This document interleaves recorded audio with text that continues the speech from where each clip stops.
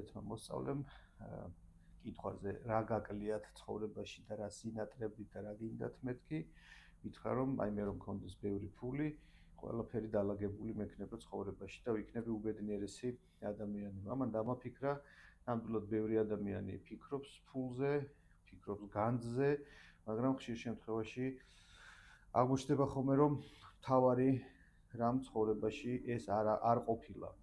ძალიან მნიშვნელოვანია ფინანსები ჩვენს ცხოვრებაში, ამის უარყოფა ნამდვილად არ შეიძლება, მაგრამ ხანდახან მხოლოდ ეს არ არის საკმარისი. და აი ედით ნესბიტის ეს წიგნი განძის მაძიებლები, რომელიც მინდა გირჩიოთ თქვენი შვილებისთვის, ალბათ 12 წლიდან ზევით დაახლოებით ესე. ეხება სწორედ იმ თემას, რომ აი ოჯახური პრობლემებში მყოფი ასე ვთქვათ, ეს ბავშვი ეძებს განძს და აღმოჩნდება ეს ბავშვები ეძებენ, აღმოჩნდება რომ ეს განძი შეიძლება სულაც არ იყოს პირდაპირი გაგებით განძი და პირდაპირი გაგებით რაღაც ოქრო და ფული.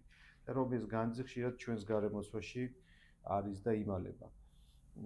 მშობლები აქ ამ წიგნმა გამახსენა ერთი მნიშვნელოვანი პრობლემა, რომელსაც მშობლები ჩვენდაუნებურად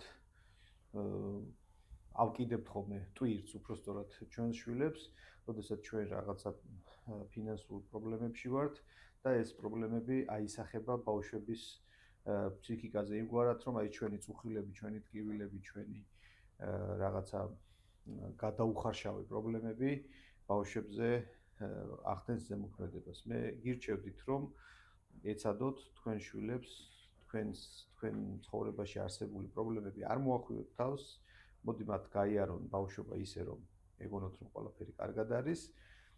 ისინი მათ ეყოფათ ცხოვრება საიმისოდ, რომ როდესაც გაიზრდებიან, ისედაც მიხვდებიან ამ ყველაფერს, რადგან ჩემი გამოცდილებით უამრავ ადამიანს აქვს მერე არაცნობიერი დანაშაულის შეგრძნება სწორედ იმის გამო, რომ მშობლები თითქოს საკუთარ თავს გადაწევენ ხოლმე გვერდით და სწირავენ მთელს ცხოვრებას შვილებს. ეს დასრულობაში ჩვენ ტვირთად გვაწევს და არ მოგწონს და რაღაცნაირად გვანადგურებს ხოლმე.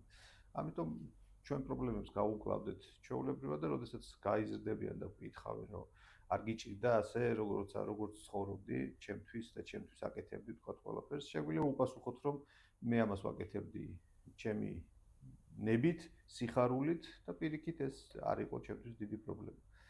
მერწმუნეთ შვილები ისედაც ხვდებიან და გრძნობენ რას აკეთებენ მათი მშობლები მათთვის და სიყვარული პრინციპში საკმარისია.